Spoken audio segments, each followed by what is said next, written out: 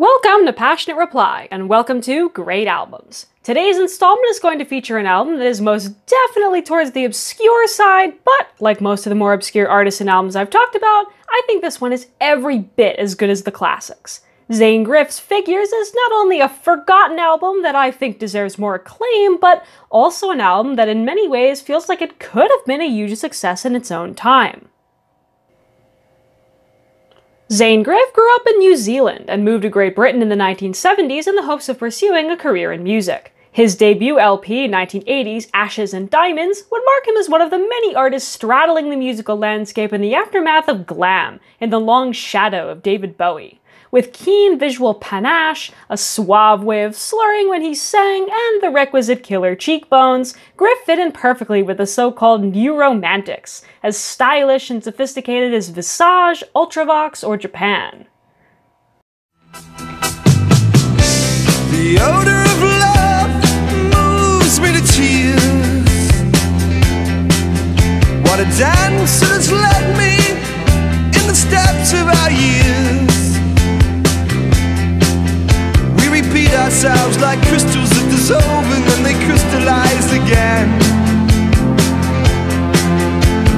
Words without thinking, the morning after ends. Ashes and diamonds, ashes and diamonds.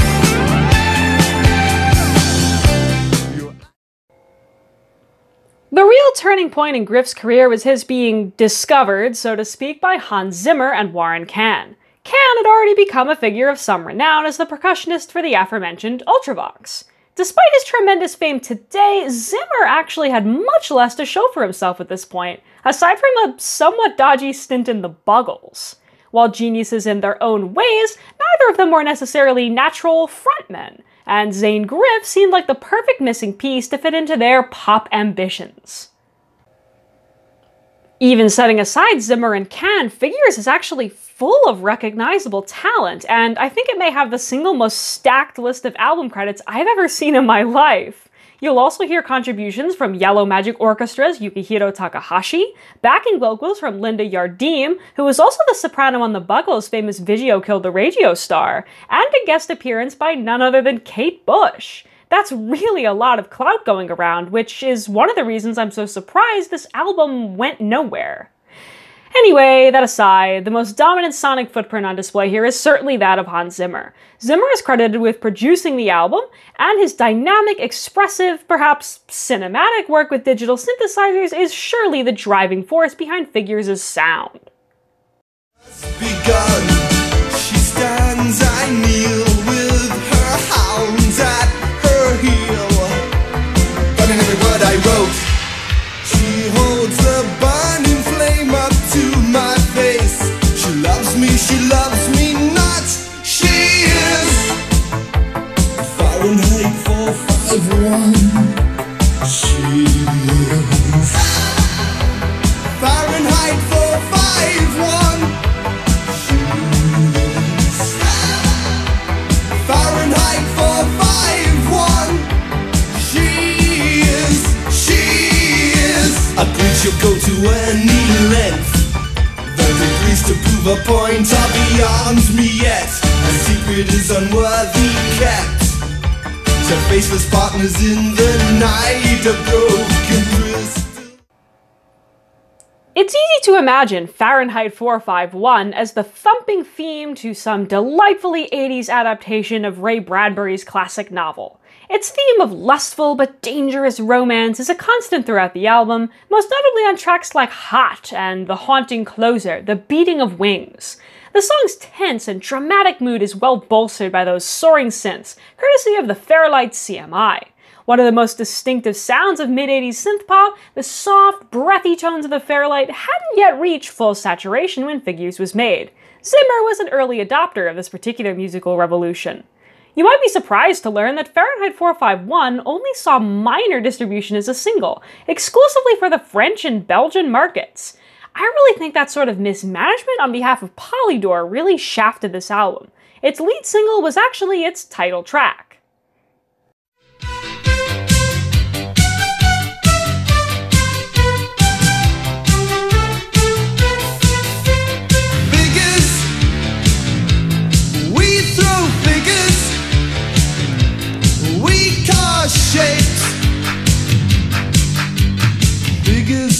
dance, figures move. All I see are figures. Figures win and sometimes lose. If you want or if you choose. Figures. Figures. Figures. We throw figures. We cause shapes.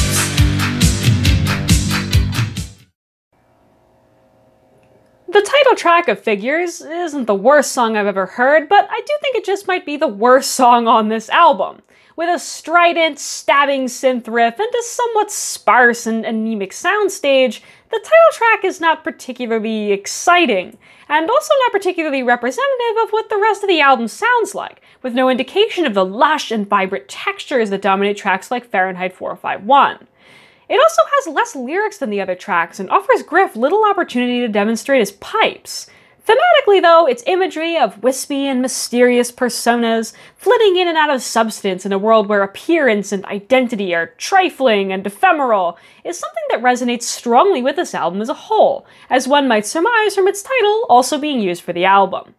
The Vanishing Men, another song that easily feels like a better single than Figures, handles the same sort of subject in a more playful and upbeat manner.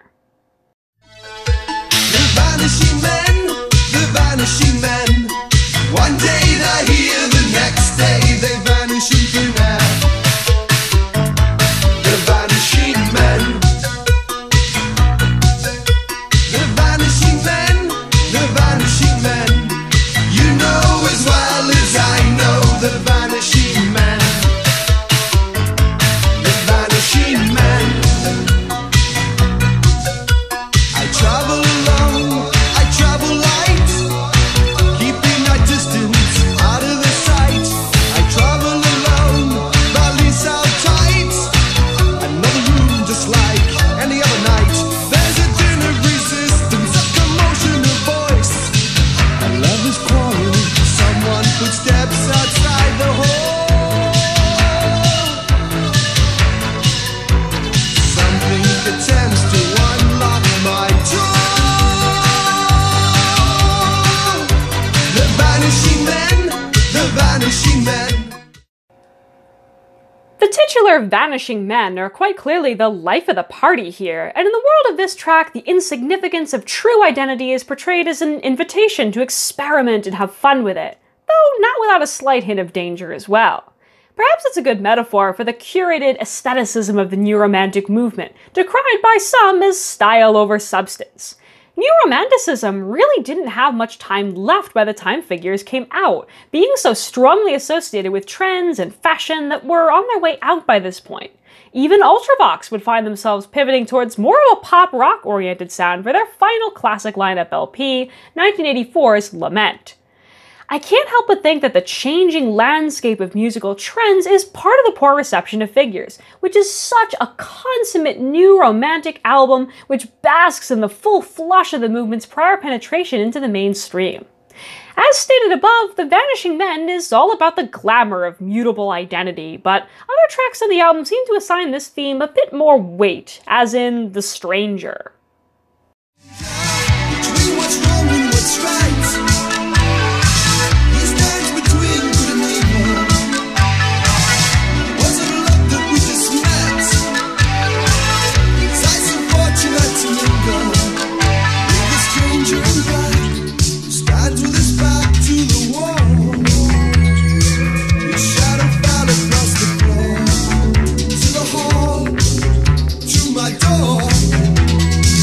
Into the thick of it, up to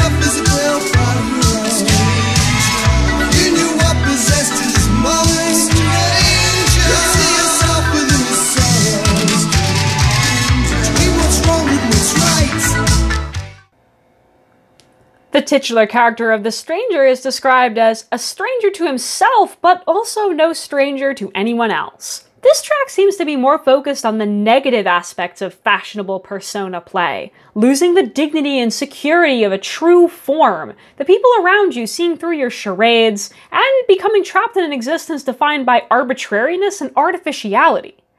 I'd also be remiss not to mention this track's winsome pentatonic synth riff, which helps create a mercurial and ambiguous mood. It might be interpreted as a nod towards the rampant Orientalism of New Romantic music, which ran with the early 80s verve for all things Asian, and wasn't shy about appropriating Asiatic musical motifs, like pentatonic scales, to evoke mystery and wonder. Griff and Friends' use of such here is relatively subtle, though, and perhaps a bit more tactful than how many of their contemporaries approached other musical ideas associated with the East.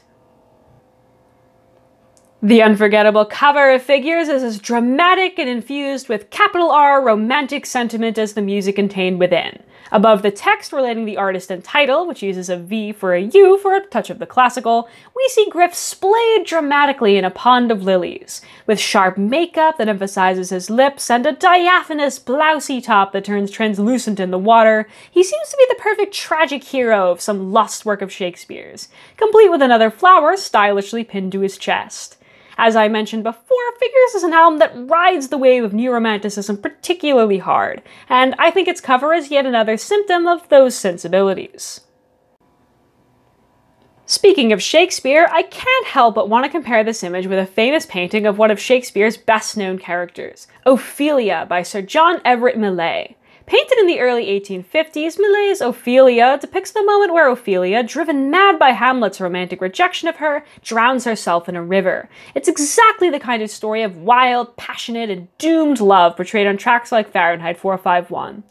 Ophelia is also strongly associated with flowers in the text, and features in a particularly memorable scene where she doles out various symbolic blossoms to members of the royal court. Besides the affinity of subject matter, even the composition of Millais' work resembles the cover of Figures, contrasting its subject's pale skin with the dark and murky natural surrounds, and emphasizing the drapery of their wettened attire. Ophelia is often considered the definitive masterpiece of the short-lived art movement, the pre-Raphaelite Brotherhood, who, as their name implies, sought to recapture the intuitive, colorful, and emotive power of art created prior to the High Renaissance. Not unlike New Romanticism, the pre-Raphaelite movement would crumble after only a few years, but not without leaving behind a trail of masterpieces that would continue to inspire future artists and admirers, far removed from their own time. After the release of Figures, Zaine and Griff remained involved with Hans Zimmer and Warren Cann, and as the supergroup Helden, they embarked on an even more ambitious musical opus together. Spies, a sort of synth-pop oratorio about immortal Nazi super spies falling in love in a futuristic dystopia. Spies is about as out there as it sounds, and brings the flamboyant musical excess of Figures into a suitably theatrical setting. It's also got nearly as star-studded of a cast as Figures, featuring not only Zimmer, Cann, and Yardim again, but also Eddie Mylov of Eddie and Sunshine as a mad scientist, and the enigmatic French electro-cabaret chanteuse Ronnie in the role of a supercomputer with a sultry female voice. Griff portrays one of the titular immortal spies, known only as the Stranger, which of course begs comparison to the track of the same name on Figures, and prompts the question, to what extent was Spies already in the works when Figures was being written and recorded?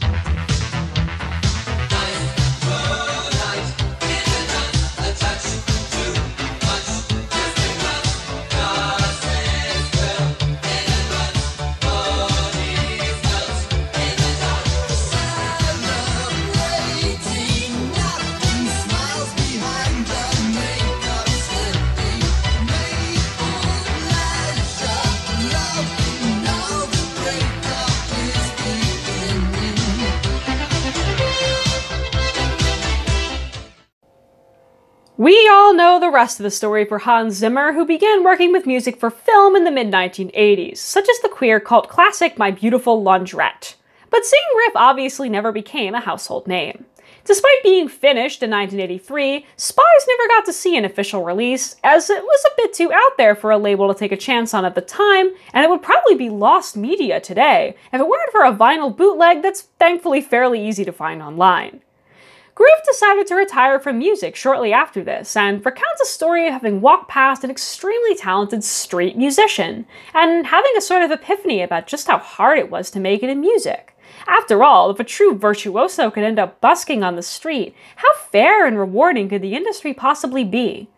Disillusioned with the world of pop, Griff returned to his native New Zealand and got a day job as a golf instructor. More recently, though, he's also released several new solo albums in the 2010s, surprisingly enough, and attempted to push forward into some very contemporary-sounding pop rock. The world is, of course, a very different place nowadays than it was in the 20th century, and particularly in the world of music distribution, so perhaps it makes sense that our brave new world has room in it for someone like Zaine Griff to return. My overall favorite track on Figures is probably Time Stands Still, which I think is perhaps the most accessible, pop-friendly track to be had on the album, and the one I would have released as the lead single had I worked for Polydor. With a big hook and simple, repetitive lyrics, it's a true pop song through and through. Though, if an artist releases a commercial-sounding album in the woods and nobody's around to buy it, is it still really pop? Anyway, I also love this track's delightful outro, imitating a skipping record to represent a freeze in the flow of time, though I admit it's a lot less harrowing to hear when listening digitally. That's all I have for today. Thanks for listening. Everyone's